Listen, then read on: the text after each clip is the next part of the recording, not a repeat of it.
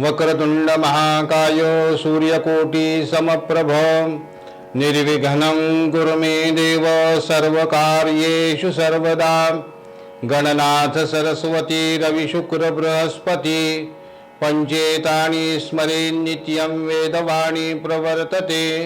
गुरुर्ब्रह्मा गुरुर्विष्णु गुरुर्देवो महेश्वरः गुरुः साक्षात् परब्रह्म तस्मै श्री गुरवे नमः। कृष्णाय वासुदेवाय हरये परमात्मने प्रणतक्लेशनाशाय गोविंदाय नमो नमः। बरेच दिवस गेल्यानंतर त्या ठिकाणी असलेली अत्यंत पवित्र आणि संन्यासाची दीक्षा त्यांना घ्यायची इच्छा झाली आणि ती इच्छा झाल्यानंतर त्यांनी रामानंद स्वामी यांना विनंती केली की मला दीक्षा द्या। आता लग्न झाल्यानंतर बरेच वर्ष झाले होते, संतती नव्हती आणि त्यावेळेला असं होतं की लग्न हे वय 16-17 वर्षाचा मुलगा 11-12 वर्षाची मुलगी अशा स्थितीमध्ये लग्न व्हायचं आणि संतती न झाल्यामुळे ज्या वेळेला त्या रामानंद स्वामींच्या समोर ते प्रकट झाले आणि म्हणाले की मला तुम्ही संन्यास आश्रम द्या, त्यावेळेला त्यांनी साधारणतः वय पाहिलं की याला आता सगळं झालेलं असावं म्हणून हा संन्यास मागतोय। गुरुवर्य रामानंद स्वामी यांनी त्यांच्या देहाकडे पाहिलं आणि सांगितलं की तुला संन्यास घेता येईल, परंतु भ्रम निर्माण झाला। त्यांनी विचारायला पाहिजे होतं तुझ्या बायकोची परवानगी आहे का, तुझा संसार पूर्ण झाला आहे का, तर तुला संन्यास आश्रम देता येईल। ह्या गोष्टी ते विचारायचे विसरून गेले किंवा यांनी सांगितलं नसेल, जे काही असेल ते। संन्यास आश्रम घेतल्यानंतर स्त्रियांचा स्पर्श चालत नाही, अग्नीचा स्पर्श करता येत नाही, धनसंचय करता येत नाही, कुठल्याही प्रकारचा अन्नाचा संचय करता येत नाही, म्हणजे घरात स्वयंपाक करायचा नाही ह्या थोडक्यात, आणि प्रपंचाला लागणारी भांडी कुंडी ठेवता येत नाहीत। ओम भवती भिक्षांदेही, भिक्षाच मागावी लागते। आणि त्याला बोलीभाषेमध्ये, संन्यासी बोलीभाषेमध्ये संन्यासांना निमंत्रण द्यायचं असेल तर पुढीला या असं म्हणतात। आणि अशा प्रकारचं हे जीवन जगणं फार अवघड आहे। म्हणून संन्यास आश्रम घेत असताना आता जो काही प्रकार चाललेला आहे जगामध्ये की भगवे कपडे घालायचे आणि महिलांच्या गोताळ्यामध्ये राहायचं, पुरुषांच्या गोताळ्यावर राहायचं, प्रवचन करायचे, कीर्तन करायचे।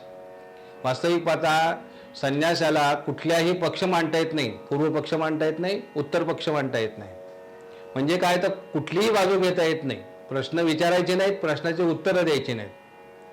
हा संन्यासाचा नियम आहे आणि त्यांनी अखंड नामस्मरण केलं पाहिजे, नारायणाशिवाय इतर काही नाही। जेवायला बसताना जर त्यांना विचारलं की भात वाढू का, नारायण, म्हणजे एकदा सांगितलं तर वाढा, नारायण नारायण म्हणलं तर नको नको मला काही नको, हे दोनच शब्द आहेत, नारायण आणि नारायण नारायण, याच्याशिवाय त्यांनी काही बोलायचं नाही आणि कोणाशी संपर्क ठेवायचा नाही, स्वतःचं घर बांधायचं नाही। म्हणजे जसं आश्रम असेल तर आश्रमात राहू शकतो 3 रात्र, मंदिरात 3 रात्र राहू शकतो, याच्यापेक्षा जास्ती नाही। आपलं डोंबिवली शहर हे तीर्थक्षेत्राला प्राप्त झालेलं आहे। इथे 9 वर्ष स्वागत यात्रा सुरू झालेली आहे, 15 वर्ष झाली आता। इथे गणेश मंदिर आहे, त्या गणेश मंदिरामध्ये 4 पीठाचे शंकराचार्य आलेले आहेत आणि ते 3 दिवसापेक्षा जास्ती राहत नाहीत। या नियमामध्ये राहणारे जे लोक असतात ते संन्यासी असे म्हणतात, त्यांना संन्यासी म्हणावं। आणि जगामध्ये ह्या अशा पद्धतीचे वागणारे संन्यासी फार थोडे आहेत। तो वादाचा विषय नको। विठ्ठल पंतांना रामानंदांनी संन्यासाची दीक्षा दिली आणि मग तिथून ते परिपक्वता कशी असते की त्यांनी आपल्या जन्मगावी किंवा पत्नी मुलं राहतात त्या गावात जायचं नसतं, त्या गावातल्या लोकांनी जर निमंत्रण केलं तर त्या गावात जायचं का, तर पत्नीचं मुख पाहायचं नसतं, पत्नीचं मुलांचं मुख पाहायचं नसतं, आजारी पडले तरी घरी जायचं नसतं राहायला, मंदिरामध्ये किंवा आश्रमामध्येच राहायचं असतं। परंतु विठ्ठलपंतांना मोह झाला की जिथे आपण सेवा केली सिद्धेश्वराची त्याचं दर्शन घ्यावं. पत्नीला भेटण्यासाठी ते आले नव्हते, दर्शनासाठी आले होते. आणि ते दर्शनाला येऊन तिथे बसले, परत काशीला गेले.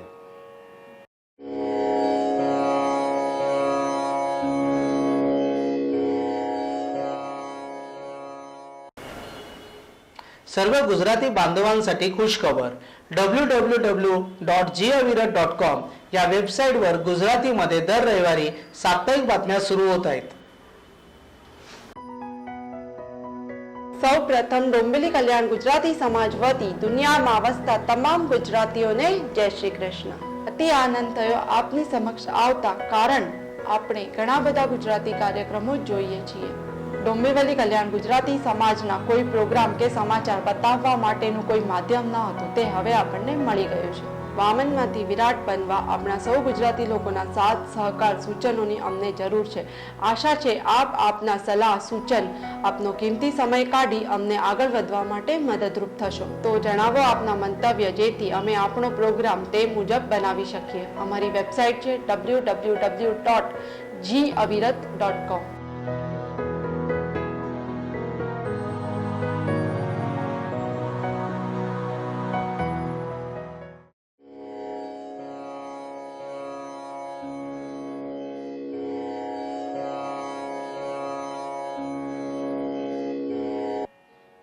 आणि एक त्यांची पत्नी आहे, ते पत्नीला न भेटता निघून गेले. ते गेल्यानंतर रामानंद स्वामी परत आळंदीला आले. ज्यांनी विठ्ठलपंतांना दीक्षा दिली ते तिथे आले. आल्यानंतर रुक्मिणीबाई ह्या सिद्धेश्वराचं दर्शन घेऊन तिथे एक पिंपळाचा वृक्ष आहे, त्या वृक्षाला प्रदक्षिणा घालायच्या. का तर मला पतीची भेट होऊ दे म्हणून. त्यांना माहीत नव्हतं की दीक्षा घेतली आहे म्हणून. आणि रामानंदांनी, स्वामी रामानंदाने त्या रुक्मिणी मातेकडे पाहिलं आणि सात्विक स्त्री आहे असं समजून तिला जवळ बोलवलं आणि म्हणाले की तुला मी आशीर्वाद देऊ इच्छितो. नमस्कार केल्यानंतर आशीर्वाद द्यावा ही अनादी कालापासूनची परंपरा आहे. तिच्या अंगावर सगळे सौभाग्याचे अलंकार होते. ठसठशीत कुंकू होतं, हळद लावलेली होती, बांगड्या होत्या, पायात जोडवे होते, गळ्यात मंगळसूत्र होतं आणि शालीनता होती. म्हणून तिने त्यांना पुत्रवती भव असा आशीर्वाद दिला. तर ती थोडीशी गंभीर झाली. कसं आहे की एखाद्या स्त्रीला पुत्रवती भव असा आशीर्वाद दिला तर ती एकदम प्रसन्न व्हायला पाहिजे, पण ती गंभीर झाली. गंभीर झाल्यानंतर रामानंदाने त्यांना प्रश्न विचारला की तुला गंभीर का झालीस तू. मग त्यांनी सगळा इतिहास सांगितला आणि इतिहास सांगितल्यानंतर ज्यांना आपण दीक्षा दिली आहे त्याचं सगळं वर्णन या विठ्ठलपंताशी आणि म्हणजे याच्या पतीशी मिळतं जुळतं असं पाहिल्यानंतर त्यांना थोडंसं ते पण नाराज झाले, सचिंत झाले. मग त्यांनी सांगितले की तुझ्या वडिलांना घेऊन ये. मग वडील, सिद्धोपंत, रुक्मिणी आणि रामानंद स्वामी हे परत काशीला गेले आणि काशीला जाऊन त्यांनी विठ्ठलपंतांचं नाव चैतन्याश्रम असं ठेवलेलं होतं. त्यांना बोलवलं आणि सांगितलं की तू माझ्यापासून तुझी पूर्व कहाणी लपवलीस. तू पत्नीची आज्ञा न घेता हा आश्रम घेतलायस, तर मी तुला आज्ञा देतो की तू आता परत संन्यासी आश्रमाचा त्याग कर आणि गृहस्थ आश्रम स्वीकार. जोपर्यंत पत्नीची आज्ञा होत नाही तोपर्यंत संन्यासी आश्रम तुला घेता येत नाही. मग त्या नियमानुसार गुरूंच्या आज्ञेने त्यांनी संन्यासी आश्रमाचा त्याग केला आणि आळंदीला येऊन परत राहिले. आळंदीला ती येऊन राहिले, संसार सुरू झाला. तर गावातल्या लोकांनी नावं ठेवायला सुरुवात केली. साहजिक आहे, तो काल फार सनातनी होता, आजही आहे. आजही लोक असे जर एखादी दीक्षा घेऊन त्या दीक्षेप्रमाणे वागणारा एखादी व्यक्ती गावात असेल किंवा आजूबाजूला असेल तर टीका करते किंवा पूर्वीचा काल असा होता, आताचा तुलना केली जाते. आणि त्या नियमानुसार मग त्यांनी काय केलं की आळंदीत न राहता आळंदीच्या गावाबाहेर त्यांनी एक झोपडी बांधली, तिथे राहायला सुरुवात केली. सुरुवात केल्यानंतर भगवंताची कृपा त्यांच्यावर झाली. देवपूजा करत असताना रुक्मिणी मातेनी गंध उगाळून द्यावं, पूर्वीची परंपरा अशी होती की देवपूजा करत असताना पती पत्नी मिळून करायची. पत्नीने फुलं, पंचामृत, पूजा साहित्याची तयारी करून ठेवावी, गंध उघडून द्यावं आणि पतीने देवांचे आवाहन, षोडशोपचार पूजा करावी, अभिषेक करावा आणि त्या पद्धतीने पूजा करावी. आज महाराष्ट्रात ती प्रथा नाही आहे, परंतु तुम्ही वाराणसीला कधी गेलात तर ही पती पत्नींचीच सेवा आहे. आजही तिथे त्या ठिकाणी दोघं नवरा बायको मिळूनच पूजा करतात. खूप देव असतात आणि त्या सगळ्यांची सेवा करताना एकट्याचं कामच नाही आहे. अशा या स्थितीमध्ये एके दिवशी गंध उघडत असताना चेहरा अत्यंत प्रसन्न झालेला पाहून विठ्ठल पंतांनी आपल्या पत्नीला विचारलं की तुझ्या मनात काहीतरी दिसतंय, पण तू सांगत नाहीयेस, तू अजूनही मला तू परका समजतेस. अशा स्थितीमध्ये विठ्ठल पंतांची पत्नी म्हणाली, नाही हो, असं काही नाही, असं काही नाही. असं म्हणल्यानंतर तेव्हा विठ्ठल पंत म्हणाले की तुझ्या मनात काय असेल ते सांग.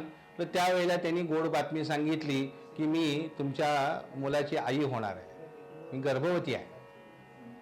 विठ्ठल पंतांना आनंद झाला.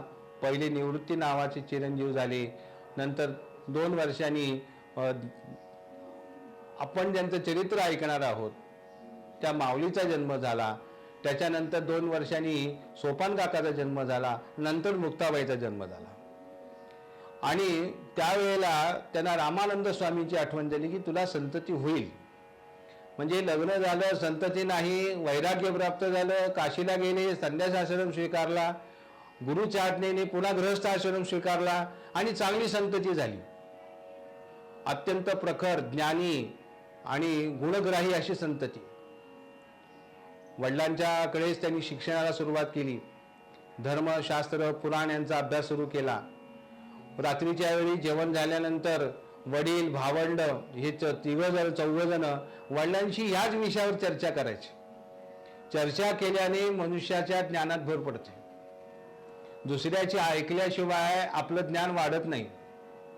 म्हणून संत परंपरेमध्ये असं आहे की दुसऱ्याचं ज्ञान आपण बोलावं, लोकांनी ऐकावं आणि एखाद्या संतांनी सांगावं ते आपण ऐकावं, म्हणजे आपल्या ज्ञानात भर पडते. या नियमानुसार ही दोघांची चर्चा चालायची. परंतु गावात फिरत असताना ह्या भावंडांना त्रास व्हायला लागला. म्हणून त्या चौघांनी असा विचार केला आणि सिद्धोपंतांना भेटले आणि म्हणाले की आता आम्ही आई वडिलांची भेट घेऊन आम्ही त्र्यंबकेश्वरला जातो. आई वडिलांची भेट घेतली. आई वडिलांचं निधन झालं. मग तिथून ते त्र्यंबकेश्वरला गेले आणि त्र्यंबकेश्वरला यांचं संसाराला सुरुवात झाली. संसाराला सुरुवात झाली म्हणजे काय, कुशावर्तामध्ये स्नान करायचं, त्र्यंबकेश्वराचं दर्शन घ्यायचं आणि ब्रह्मगिरी पर्वताला प्रदक्षिणा मारायची. आज ब्रह्मगिरी पर्वताची प्रदक्षिणा करणं सोपं आहे, तसं अवघड आहे. 12 मैलाची प्रदक्षिणा आहे. पण त्यावेळेला आणि आताचा फरक असा आहे की त्यावेळेला गर्द झाडी होती आणि त्याच्यातून तो मार्ग काढायचा आणि हिंस्र पशु, पक्षी, प्राणी त्या ठिकाणी राहायचे. एके दिवशी असं झालं की निवृत्तीनाथ आणि ज्ञानेश्वर माऊली या दोघांना घेऊन विठ्ठलपंत ब्रह्मगिरीची प्रदक्षिणा करण्यासाठी निघाले असताना समोरून वाघ आला आणि वाघ आल्यानंतर त्यांनी माऊलीला उचललं विठ्ठलपंतांनी आणि पळाले. परंतु निवृत्तीनाथ तिथेच घाबरल्याने ते पळाले. ते अंजनी नावाच्या एका गुहेमध्ये, पर्वताच्या गुहेमध्ये ते शिरले. त्या ठिकाणी गहिनीनाथ आपल्या 2 शिष्यासह चर्चा करत होते. निवृत्तीनाथांना पाहिल्याबरोबर ते म्हणाले की या बसा. आणि त्या घाबरलेला पाहून ते म्हणाले कुठून आलास, काय आलास, तिकडे कसा काय आलास वगैरे चर्चा केली, विचारपूस केली आणि म्हणाले की तू थांब इथेच.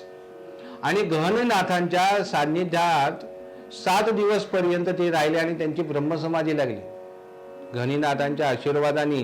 आणि त्याला शक्तिपात दीक्षा असं म्हणतात. आशीर्वादाने त्यांना ब्रह्मसमाधी लागली आणि त्यांना ब्रह्मज्ञानाचा उपदेश त्यांनी केला.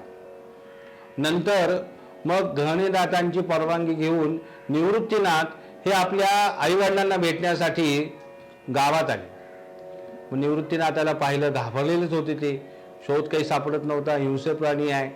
आणि निवृत्तीनाथांना पाहिल्याबरोबर अत्यंत आनंदित झालेल्या विठ्ठलपंतांनी आणि रुक्मिणींनी अत्यंत आनंद व्यक्त केला. आणि त्या दिवसापासून म्हणजे त्यांच्या पूर्वजांना, त्र्यंबकपंतांना जी नाथपंतांची दीक्षा घेतली होती तीच विठ्ठलपंतांचे पुत्र निवृत्तीनाथांना, गहनीनाथांनी नाथपंतांची दीक्षा दिली.